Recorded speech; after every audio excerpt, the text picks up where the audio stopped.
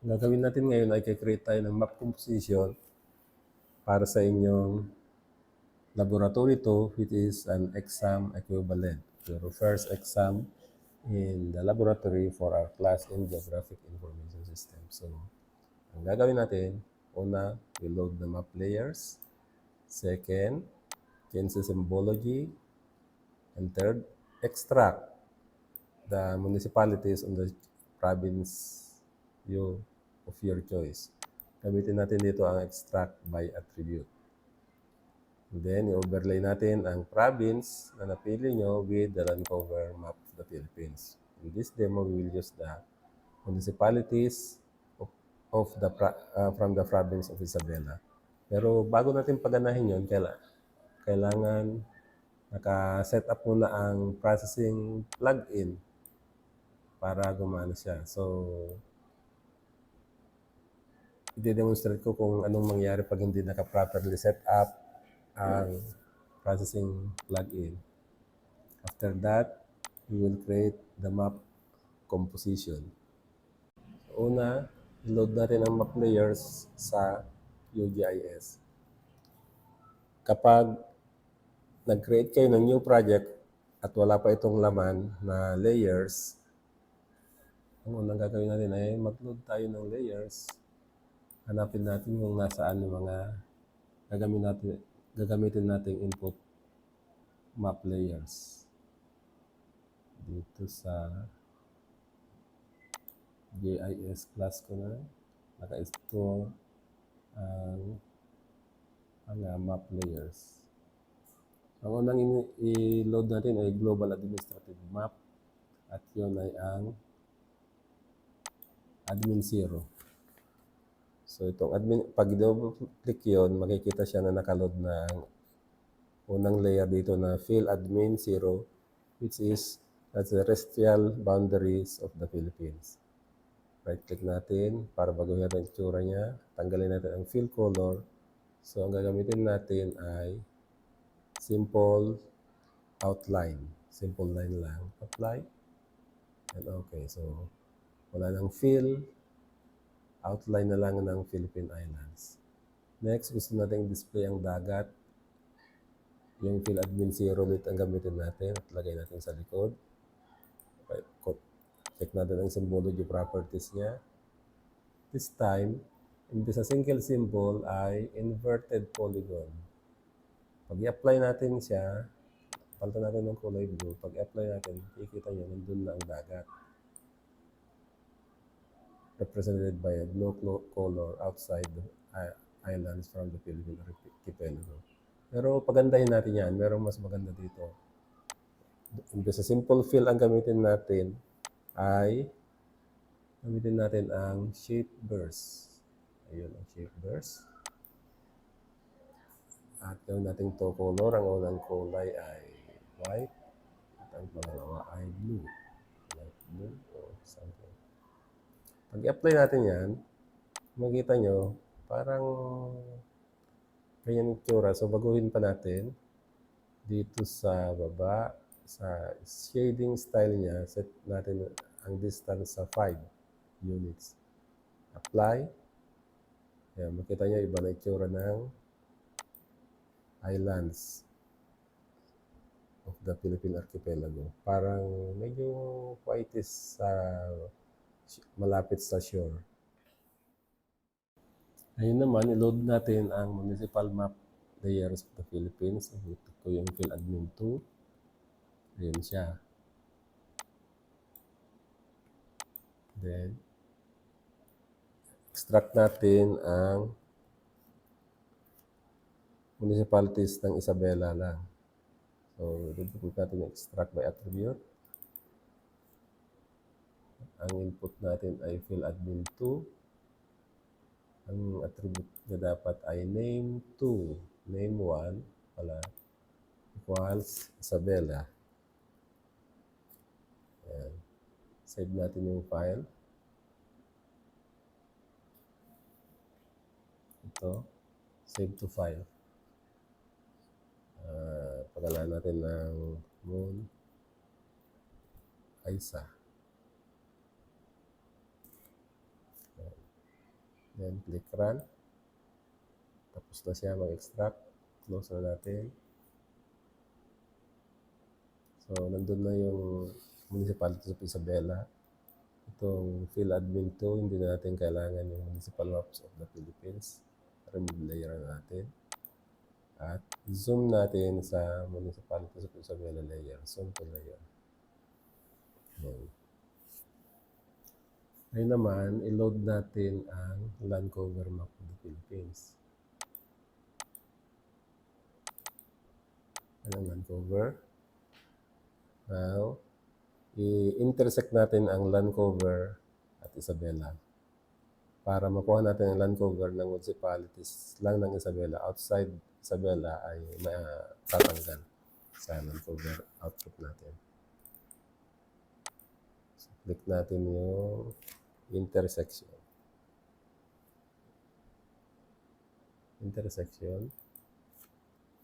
At ang input natin ay Municipality of Isabela.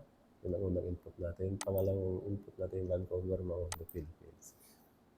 Ayan, pwede natin baguhin yung fields niya na mapapasama lang. In our case, gusto ko yung name to lang, which is the Municipalities of Isabela. And sa pangalawang layer ay gusto ko yung descript lang para konti lang ang output columns ng final map natin, map layer.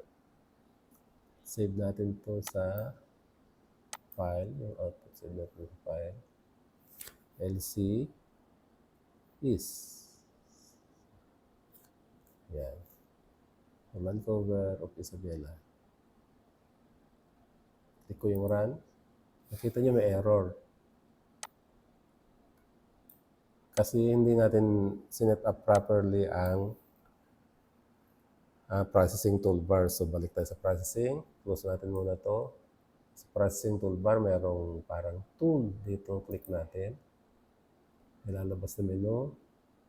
Punta tayo sa general. Double-click natin ng general. At dito sa invalid features, double-click natin to hanggang magkaroon ng triangle na gano'n. At select natin ang do not filter better performance. Okay? Yan. Ngayon, ulitin natin i-run yung intersect. Dapat hindi na siya mag-error na yun. Intersection. So, Isabela ang first layer. Ang second layer natin ay land cover map of the Philippines. Again, baguhin natin.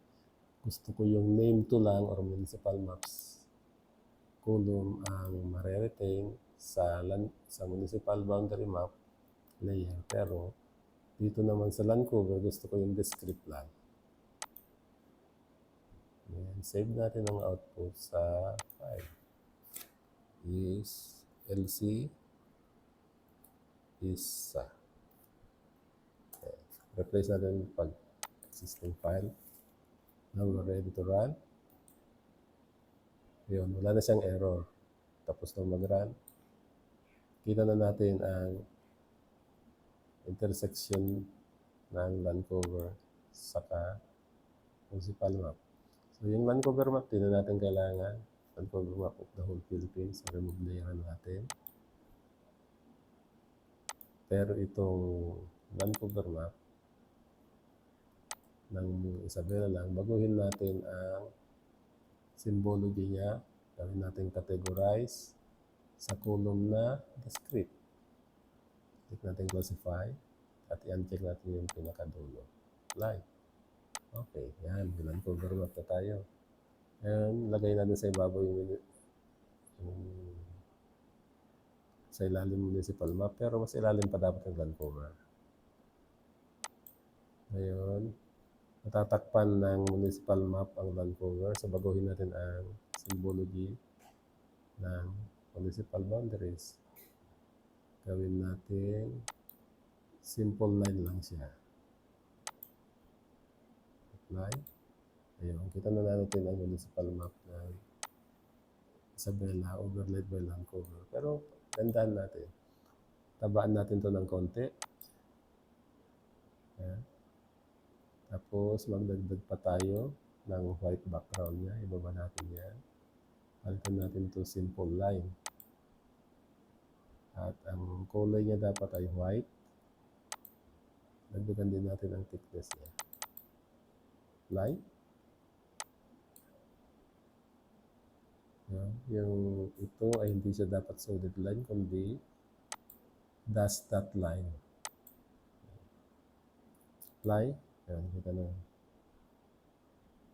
So, dalawang guhit ito, municipal boundaries. Yung upper line ay dash dot line. Ito yung kita nito. At yung sa baba ay solid line na kulay white para mas clear ang boundary ng municipal boundaries. Okay? Apply. So, tapos na tayong overlay ng land cover saka municipal map. Ngayon gagawa na tayo ng map composition. Ang pag-create ng map composition, project, new print layout. Lagyan natin yung pangalan ang layout ito like LC or land cover. Tapos para mag-add tayo ng map component, ito yung main map natin. Yan. So, baguhin natin yung zoom. Gawin natin 600,000. Masyadong maliit. How about 700,000? Mas maganda. Bawasan natin ang width niya.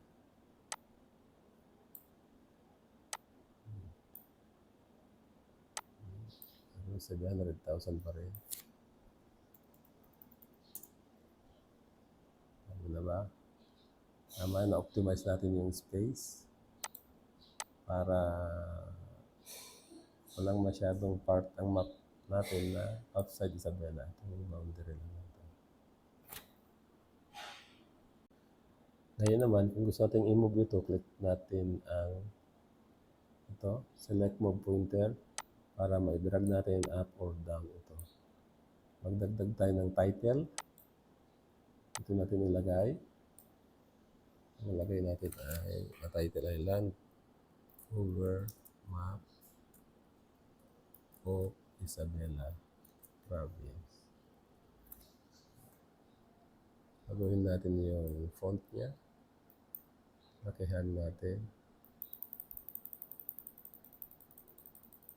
Yan. Yan. Next, maglalagay tayo ng north arrow. Kaya yan. But you can also download an image, north arrow image from the internet para hindi lang yung simpleng north arrow na yun ang choice natin. Tanggal muna. Gusto ko lagay ngayon yung legend. Legend. Ayan. Tapos dito sa legend properties, tanggalin natin yung autofill. At click natin yung land cover. Tanggalin natin itong mga ito. Merong eraser dito or subtract pala. Ayan. Tapos, itong LC Isabela, i-edit natin. Merong lapis dito na symbol. Edit. So, imbes na LC Isabela, land cover. Categories.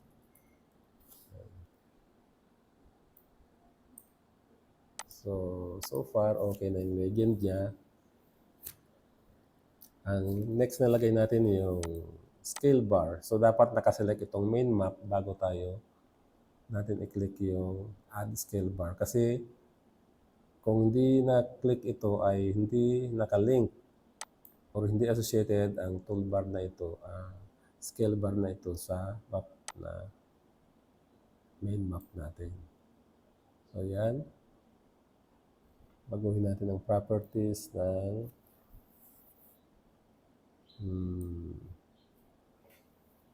scale bar. Gawin natin kayang 20 ito.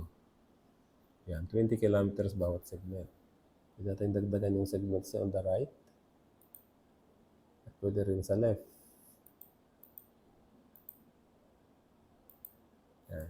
So, yung isang scale dito ay 5 kilometers, 5, 5, 5 hanggang 20.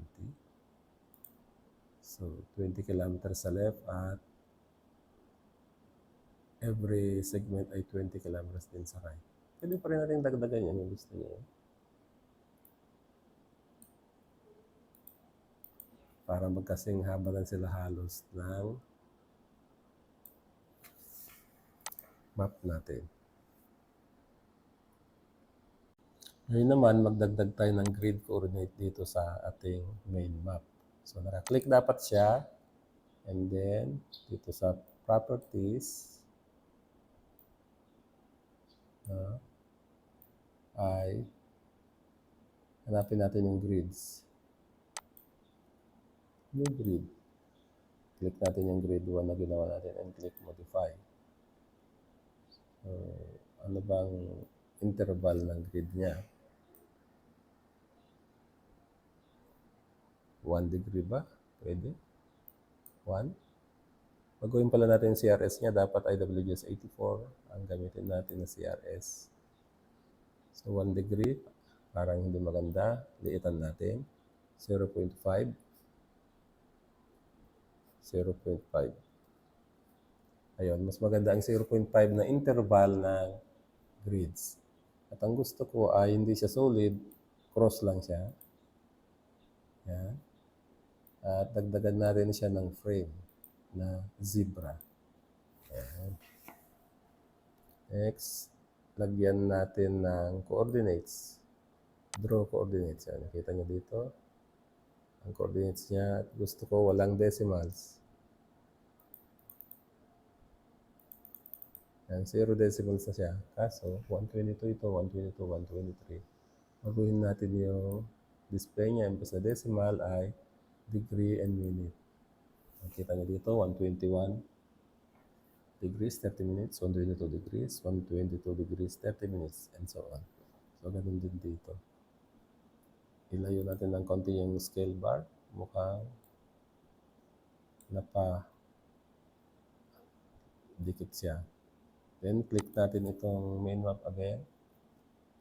Baguhin pa natin yung grids. So, yung grids. Yun, ang grids. Click natin yung grid na pinahit natin kanina, modify. Gusto ko yung left ay pataas siya, yung label niya, coordinate label niya. At yung right pataas. So, baguhin ko siya na vertical ascending. So, nakita nyo, nagbago na siya. Ito pa ang isa. Right ay vertical ascending. Yan. Okay na yung kanyang grid coordinates ng map natin. Kung titingnan nyo dito, sa upper right ay yung list ng mga objects sa ating map composition. So ito, yung scale bar. Ito naman, nakita nyo na-select yung legend. Ito ay yung text or title. At yung map 1 ang pangalan ng main map natin. Ayun naman, magdadagdag tayo ng inset. Pero bago natin baguhin ito, kailangan nakalock muna ito. Itong map 1 natin. Lock layers.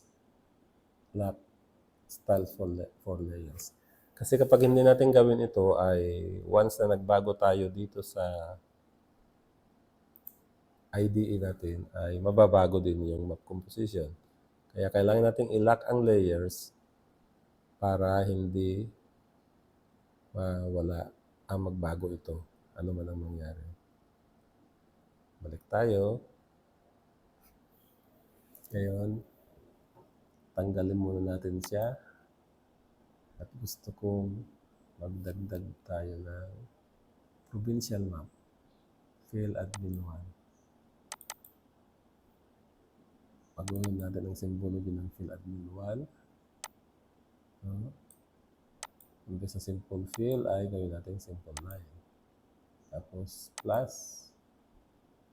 Again, simple line. So ito, tabaan natin ng kaunti. At ito naman, tabaan natin ng kaunti. At kulay white dapat yung nasa baba.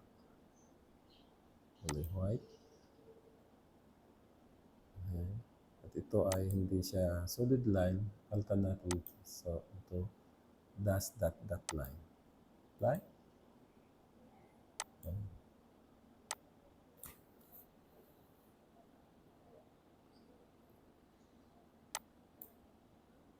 So, ito na ang map. Ang gagawin natin insert. Tanggalin mo natin yung land cover map. Hindi natin kailangan yan. Lagyan natin ng label, yung provincial boundaries. Single label. At name mo ang ilagay natin. Yung text niya ay baguhin natin. Ano bang size niya dapat gawin natin? 15. Apply. Yan.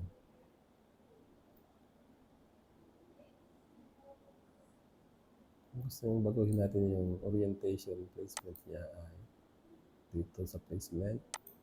Click natin yung free. Apply. Yan. Parang maganda na. Ngayon, lipat tayo sa print composition. Magdagdag tayo ng new map. Siya. So, kita nyo ngayon na nandun na. Kung ano itsura dito, yun din ang lalabas dito. Sa map 2 natin. Nag-create siya ng map 2 dun. Ngayon, lagyan natin siya ng overview. Yung overview, tapos kung nasaan ang map 1.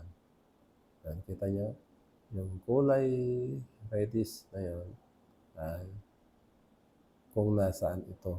So, ang Isabela ay nasa eastern coast ng Northern Luzon. Parang malalaki masyado yung font ng kanyang province. Click tayo dito. Fill admin. Sa labels. Text. Liitan natin. 12 lang. Ayan. Ayan, balik tayo dito. Draw. Draw map. Ayan, lagyan ito siya ng kaunti. Tapos, again, lock natin ang layers.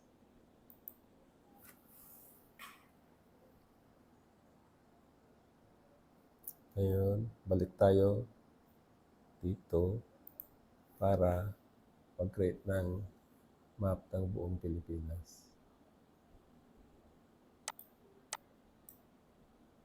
But this time, no?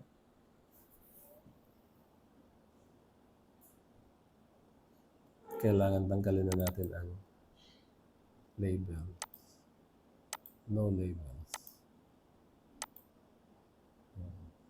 Balik tayo sa print composition. Mag-add tayo ng new map. Map 3 ang kasunod. Ayun, ito map 3 na siya. Ang map 2 ay ito. Map 3 ay ito. I-align natin siya para parehas sila ng width. Ngayon, lagyan natin siya ng overview. Overview. At sa overview natin, lagay natin ang map 2.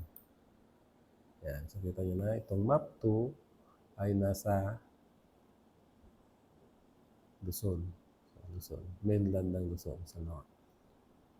So, may overview tayo dito. Kung nasaan to ay nandito siya. Kung nasaan naman itong map 2 ay nandun siya sa Northern Philippines. What if gusto nating lagyan ng labels itong municipalities? Kasi meron ng legend ng land cover pero hindi natin alam kung saan municipality siya. Itong mga boundaries na ito.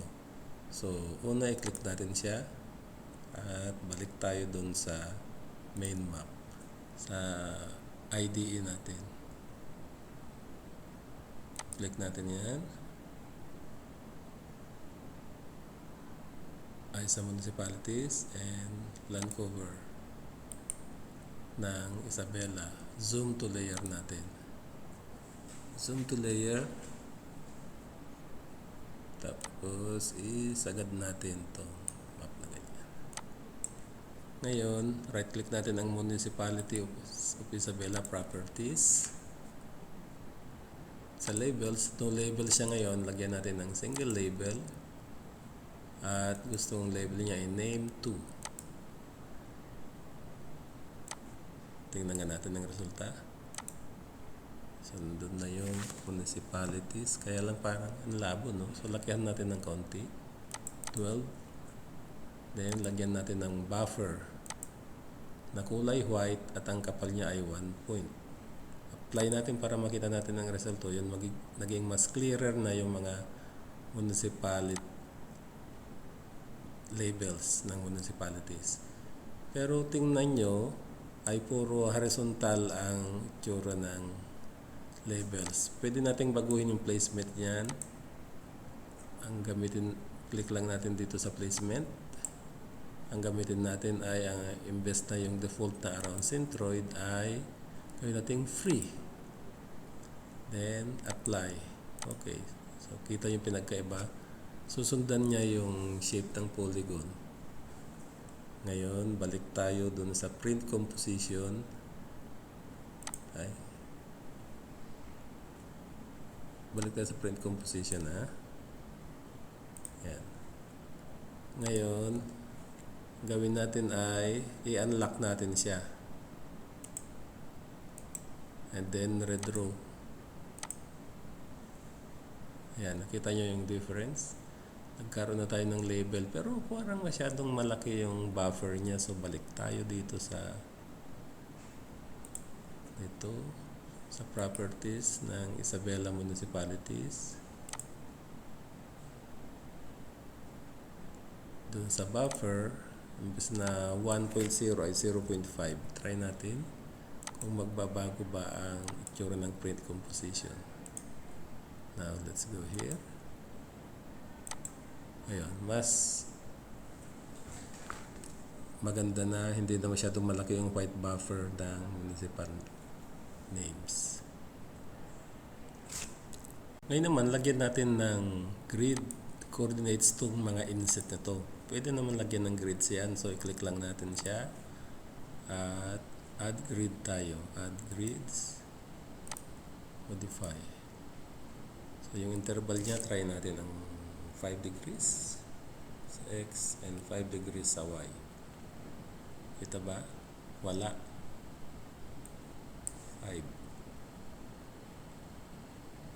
Gawin natin 2. Ayan, mas maganda na. Meron lang 2. And lagyan natin ng ang frame natin ay interior text na lang.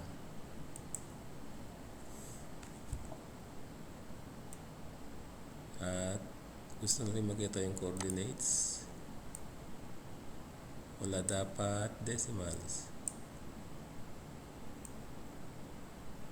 Saan na yun? 0 decimals. Yan, wala lang decimals. So, 120 degrees, 122 degrees. Okay na yan.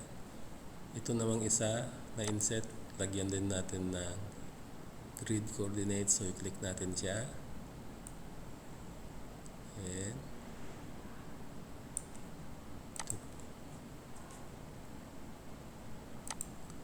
balik pa natin. So, add grid tayo dito. Modify grid. CRS84. Ito ay 5 degrees. Try natin 5 degrees kung ano nangyayari. Ayun. Pwede na yung 5 degrees dito. Ito yung 2 degrees lang. At ang frame natin ay external text. And lagyan natin ng draw coordinates. Tanggalin din natin ang decimals niya. Yan. So, ano bang mas maganda? Yung internal text ticks or external ticks. Also, pwede nating tanggalin yung baguhin para hindi siya gagamit ng solid line kundi ng cross. Ayun. Ganun din itong isa. Click natin yung map 2. Ayun pala muna. Grids, modify, cross. Yan. So, ano kayong mas maganda? Yung internal ticks or external ticks? Ito yung external ticks. Ito ang internal ticks. Nasa loob lang yung grid coordinates niya. Ito naman ay nasa labas. Ito ay nasa loob ang ticks niya.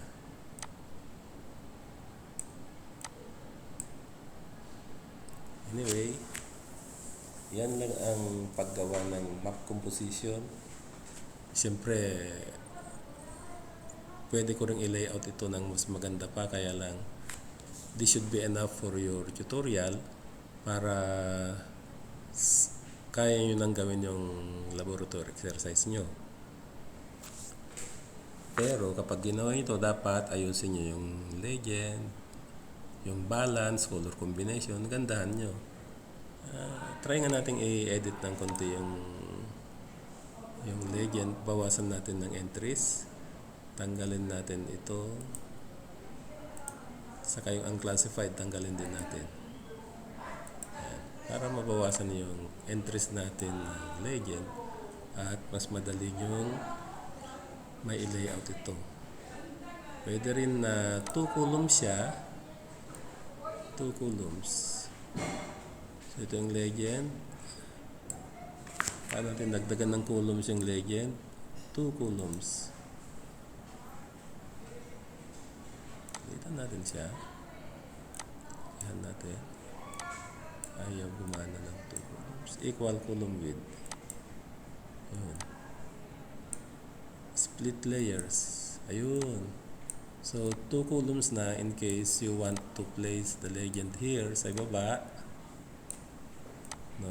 Pwedeng multiple columns siya. Siyempre, ito ay liliitan na natin. Masyadong malaki na siya. Hindi na siya sapat sa... Ayan.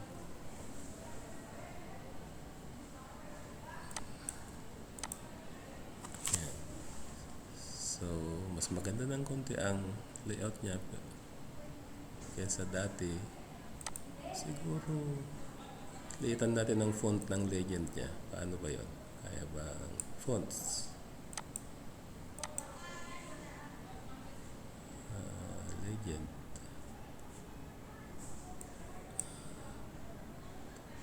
Title font. Group font.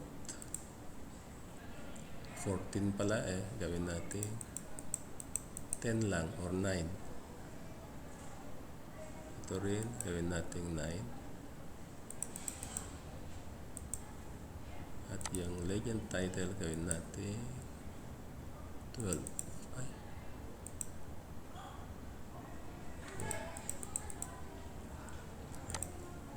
So, pwede rin pala natin baguhin ang font size ng legend. Ngayon naman, i-compute natin ang total area ng bawat land cover per municipality. And eventually we'll create a contingency table showing the total land cover and total area per municipality. So open natin attribute table na land cover map intersection with land cover ng Isabela Municipalities. Open natin. So yan, kita natin kung yung municipality names and land cover names na ang tawag niya na descript. So, compute natin ang area. Kailangan mag-insert tayo ng panibagong column. Click natin ito. Open field calculator. At lagay natin hectare. Lagyan natin ng decimal. And kuha natin yung geometry. Dollar area. Ang default output ng dollar area na yan ay area in square meters per polygon. Kaya i-divide natin siya by 10,000 para maging hectares yung unit niya. Press natin okay. Ayun, may panibagong column na tayo showing the area per polygon. So halimbawa sa Alicia, 2 ang land cover niya. Yung arable land ay 17,151 hectares at yung built-up area ng Alicia ay 133 hectares. While for ang Adanan, 5 ang land cover niya at bawat polygon, land cover polygon, ayun, ang Adanan.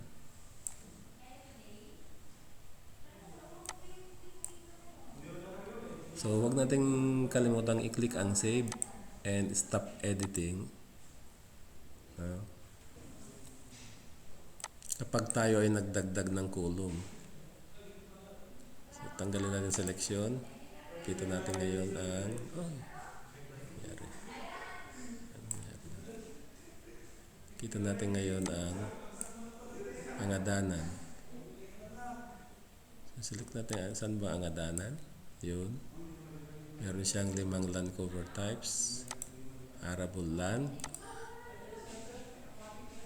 which is 9,254 hectares. Ito, kulay yellow. Yung cultivated with mixed grassland ay 7,900 hectares. Grassland, 891. Ayun, natakpan siya ng yun, nandun ang grassland. Built-up area. And finally, grasslands ng Angadanan. So, ganun lang. Dahil sa in-interest natin ng land cover at municipal map, nag-generate siya ng more polygons per municipality. At each polygon, na-compute natin ng area niya using the field calculator na ginawa natin kanina. Ayun naman, ilipat natin sa Excel ito para magawa natin ng table, contingency table or pivot table. So, habang nandito, press ko lang Ctrl A para ma-select lahat and Ctrl C, copy. Open natin kayo ng Excel file, Excel software. Create tayo ng blank workbook and paste natin. Wag yan wag yung default ang gamitin yung paste, itong match destination formatting para maganda siya. Then I went to delete the first 2 columns kasi hindi naman natin siya magagamit at palitan ko ang column name ng name 2 into municipality. Yung descript naman palitan ko ng land cover. Ay wala yung hectare, so baguhin ko yan wala, hindi siya na paste. Close ko muna, don't save file. So, gusto niya pala, i-close muna natin yung attribute table. Then, i-open natin ulit. Open attribute table. Then, Ctrl A, Ctrl C, balik sa Excel, paste, special. Yan. So, meron na siyang area. Yun ang gagawin kapag hindi niya kinopy yung area, kailangan i-close lang muna yung attribute table and re-open it. Ngayon, ulitin natin yun. Tanggalin natin ang first 2 columns at lagyan natin ng municipality column name yan. At ito naman ay land cover, imbes na descript. Tapos yan, area, hectare. So, expand natin yung column width. Ngayon, gawin natin ng pivot table or contingency table. So, dahil nandito ang cursor, automatically selected na ang input range ay itong buong table. Ngayon, yung new sheet, imbes na new sheet, ang gagamitin para sa output ay existing sheet. Kaya lang, i-click natin kung saan niya lalagay yung pivot table. Okay na. Maximize natin. Wala pang contents ito, kaya lagyan natin siya ng municipality sa rows. land cover sa columns, and area total, sum of hectare, o sum of area in hectares. Ito na ang pivot table natin. Kaya lang mahirap natin ma-format to dahil hindi natin pwedeng i-edit yan. Dito tayo. Huwag natin isama yung total sa mano-mano natin co-compute yan. Control C, copy, and paste as values para ma-edit natin siya. At mag-insert din tayo ng new row diyan. So itong row label, lagay natin municipality. At ito naman ay land cover. I-merge natin. Merge center. Ayan. Land cover. I-merge din natin ito.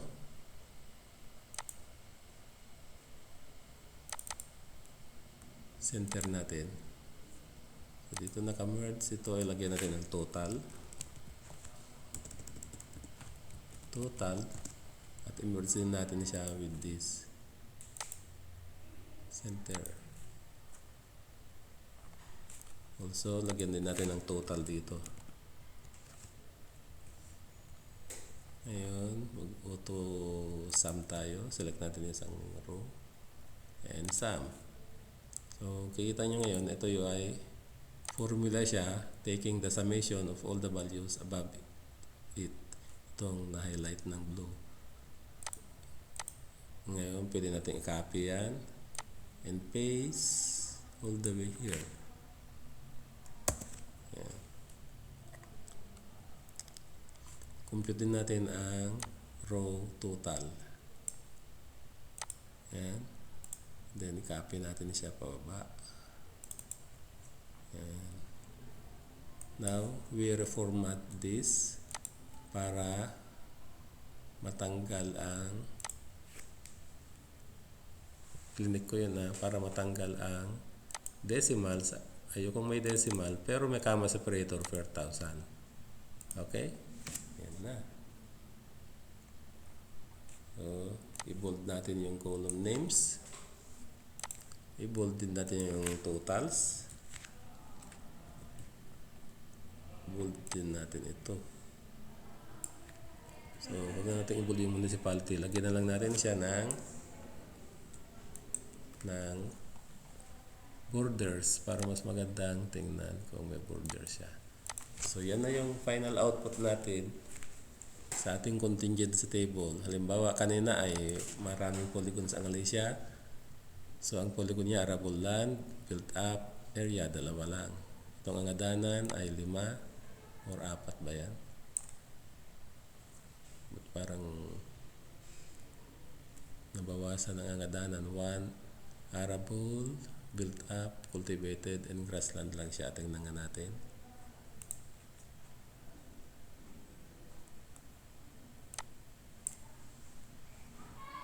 Anong nangyari sa angadanan? 1, 2, 3, 4, 5. 5 dapat.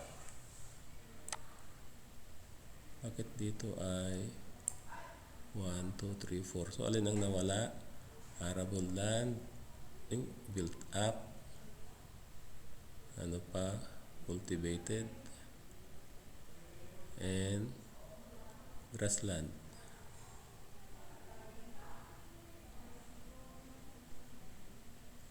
Na-combine yung dalawang grassland, 137 and 115.